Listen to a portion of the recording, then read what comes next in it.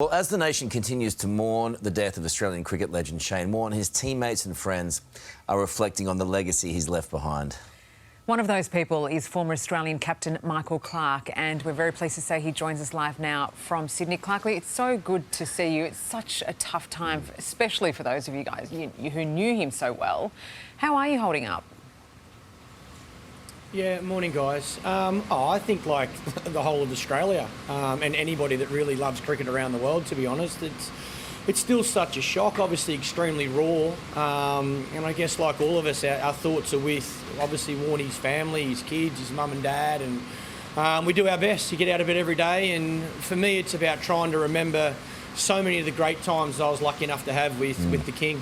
He had an ability, didn't he, to zero in, and I was fortunate enough to have a great relationship with him, and yours was exceptional. I note overnight too, look, Shane's his parents, brother, children, and ex-wife Simone even have issued these heart-wrenching statements. I'm sure you've heard about them. Have you spoken with them at all, or have you read some of those heartbreaking accounts?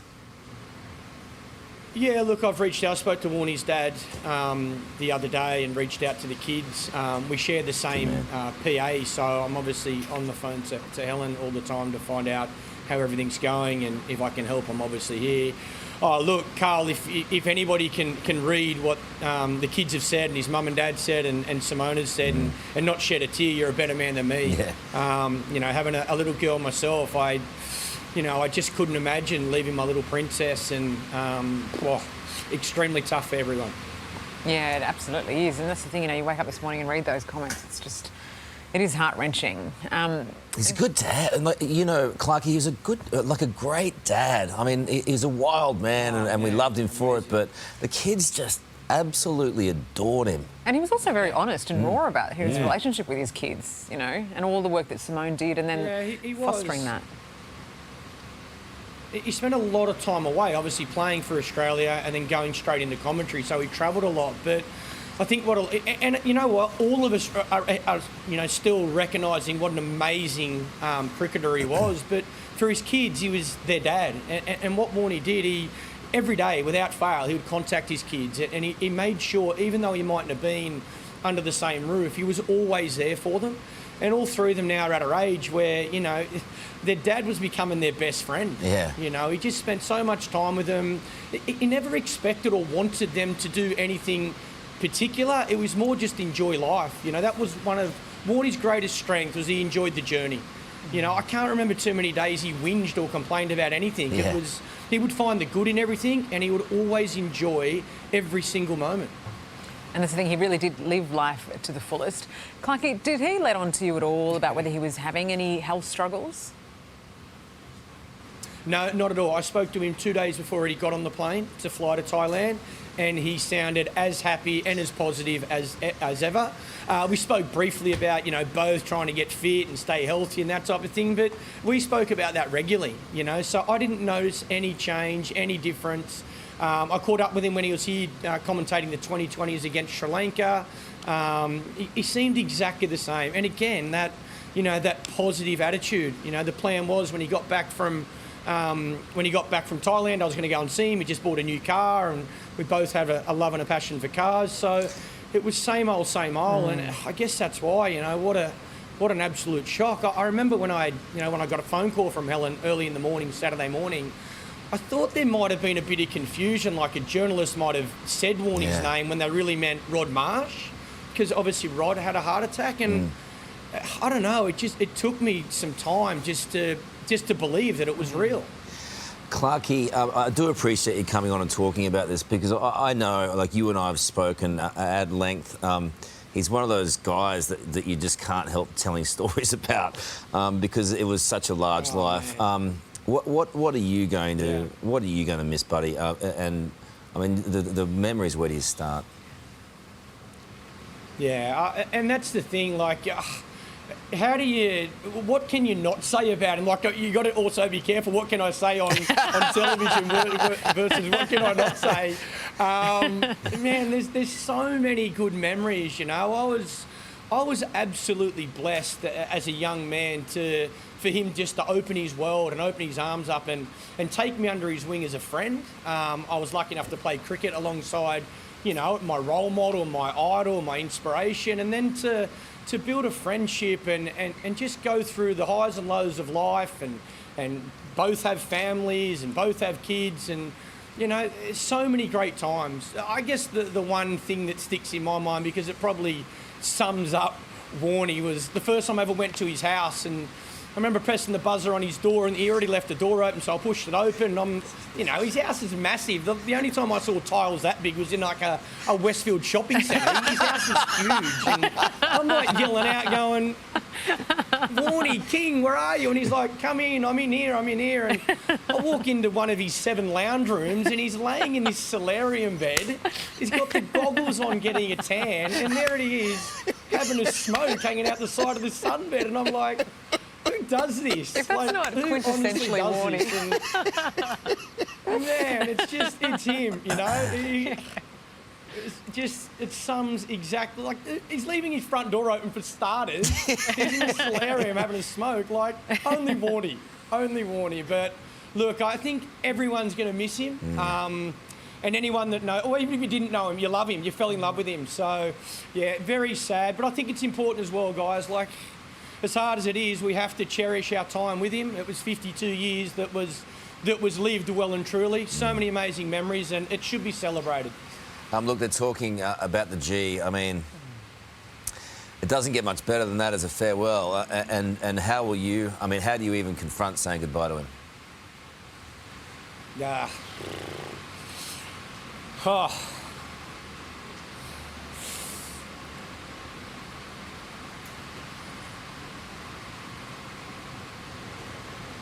It's hard, buddy. Yeah. Oh, no more crying. My God. I know, man. I know. Yeah, it'll be hard. It'll be hard, Carlos.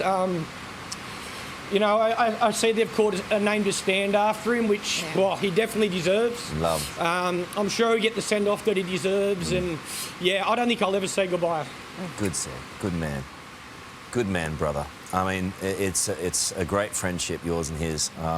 We thank you for sharing some of your memories that will live long in my memory, the image of him in a sunbed having a dart with the goggles on. It's one of the great things I've ever heard of, brother. And you shared so many memories. I think he had Speedos on as well. I'm going with that anyway. That's too much of a visual. I'm going with that. He had his Speedos on. Maybe I do want to see it. Oh, come on. Welcome to Warnie's Westfield. That's it. Good line. Hey, thanks, Clarke. Yeah. You're a legend, mate. Thank you for sharing those memories. Guys. Appreciate it.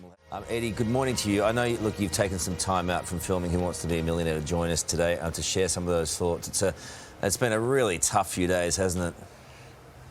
It has, Karl. Yeah, I had the privilege of being with the family yesterday, and you know, they are just remarkable people. They're trying to organise everything at the moment and know that they have a public duty, if you like. You saw the magnificent media release that they put out, the statements from each of the kids and the family, brother, father, mother, ex-wife. You know, it's just been an enormous burden for them. They still haven't had much time to even contemplate what's going on. Of course, hopefully later today the body arrives as expected, and that's the first step out of the way. And then, of course, I think the family are able to start mourning and start to plan for the private funeral and then the memorial service, which hopefully will be at the MCG later this month. Well, that's the thing, Eddie, as you well know, the G is absolutely, I mean, it's going to be packed. There are so many people who were shocked by what happened to Shane and so many people out there who absolutely loved him that will be wanting to get into the G. 100,000. Can we expect that many? Well, I mean, look, it's not like we're lining up a football game. We'll see what happens. We've got to, obviously, the first thing we have to do is get the dates right, because there's so much happening on at the G at the moment, and make it appropriate for the family first up, and then, yeah, let's see what happens from there. But there's no doubt, Sarah, the outpouring of emotion. I think the great thing about Warne, and you heard Pup speaking earlier in the show, and Karl, you know what he was all about as well, and Sarah, you've watched him as a cricket lover. He was just the every man. He was great. great. He was a normal bloke who did extraordinary things. He was Superman, if you like, in so many different ways. I mean, I shake my head just thinking and laughing at the stories over the years and the situations you'd find, or you get a phone call or a text message and he'd be in some amazing place and doing things with amazing people, and the next minute he's inviting people around for bolognese at home at his house. It was as straight up and down as that.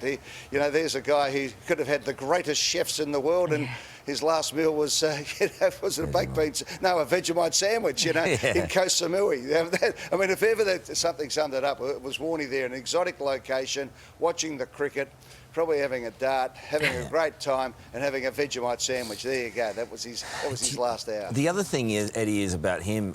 We've seen all these people come to the MCG and leave something at his statue, which has become a spot where people can come, a central place to grieve or to pay their respects or whatever. But the general public's take on him was pretty much the take of all of us who really knew him. I mean, it was just him. Well, as they say, never underestimate the mob. They've got a good handle on things, despite sometimes what the media promulgates. There was always he was tabloid fodder because he lined himself up a fair bit for it as well, and he understood that, so he didn't ever complain. Fair enough, I've been nicked again on this one, but And he had to push the envelope. And he'd bounce back. Well, he'd whinge for a minute and go, oh well, fair enough. But and that was part of his life. But what he lived, as I said, he lived this sort of in Warnie's world. It was a different bubble, but he was so grounded at the same time. It was just as easy for... I mean, I made the description, you'd be with Warnie in the commentary box, or you'd see him in the commentary box, and he's there with the greatest names in cricket, and he might be interviewing the Prime Minister, and he's on national television, and then he just stroll down the stairs and go at the front and have a dart with everybody at the front of the MCG or the SCG, and that was what it was. And I think that was the great thing that actually grounded him, was that he mixed so often with people and kept his feet on the ground. Having said that, then he'd be partying pretty hard in exotic locations and in flamboyant style at various stages and living the life. And, there's a great story that he told about Kerry Packer. The fact that he was dining with Kerry Packer. I remember one night walking in, Lloyd Williams and Kerry Packer and Warnie sitting there, but within 5 minutes the rest of the Australian cricket team was sitting around in the Silk's Chinese restaurant in the Old Crown, and Kerry, of all people, pulling Warnie's nose, saying, mate, you've got to get rid of that new Ferrari you've got. You don't want to be getting around town in the blue Ferrari. You're one of the guys. You're one of the people. Get a Holden. So he did the right thing. He sold the Ferrari and bought a Holden and bought a second Ferrari just for other nights. So that was him. He was the guy. He had a Holden in one side of the garage and he had a Ferrari in the other, depending on which was more appropriate. But the good thing about him was he'd pull over on the side of the road and pick somebody up, pick up a hitchhiker in the Ferrari. He shared his great times. He sprinkled us, as I've said before, he sprinkled his gold dust everywhere. He wanted everyone to have a good time, and he didn't have a mean bone in his body. And starting to come out more and more just how impeccable his manners were. And he would walk into a room. He wouldn't impose himself. He would actually walk into a room and people would gravitate to him. But as you know, Karl, he would want to know about you. He would, Sarah, he would want to know your story, and then he'd bring his stories in. He didn't dominate a conversation. He actually, brought it all together and lifted it. And that's why so many people just love the guy. And I think even for people who didn't know him, like that raw quality of his personality and wanting to bring you in, and as you said, Eddie, to try and get to know you more, but just how raw he was about his own life and, especially his relationship with his kids and fostering that later in life. Are important. Yeah, and I think it was he, as you say, Sarah. He copped his whack. He knew he made mistakes, and and he did, and he regretted things. Obviously, the situation at the time of his marriage breakup. But when you look at what he and Simone were able to do, and we've seen the heartbreak of marriage breakups, and particularly the kids, but the fact that they were able to work it out somehow in this tumultuous lifestyle where he was living overseas, they worked it out, and the kids were there, and Warnie put in, and Simone just did such an amazing job that they ended up with these 3 wonderful kids who loved their father so dearly, and he loved them. He found a way. That was the thing with Warnie, throwing the ball, giving him an opportunity, and he'd work out a way to make something happen. But he was a walking enigma. You look at Warnie, when he was wanting to play footy, he wanted to be a full forward at St Kilda. There was a bloke there called Tony Lockett, unfortunately, unfortunately for him, who could play the game pretty well. So what does he do? You think, what is this kid with showbiz and, you know, the blonde hair and all the rest? What does he do? He takes up leg spinning. I mean, that used to be the most archaic thing of all time. Gideon Haigh wrote recently about that. And you think of all the things, maybe a fast bowler, he had that sort of mentality, but he melded it all together. And then you had this physicality that he had, the big fat hands, the strong hands, and the physical, you know, football sort of physique, if you like, and then turned it into the guile of being a leg spinner. And in a lot of ways, to me, that was him. He was a walking contradiction in our world, but in his world, he was just Warnie.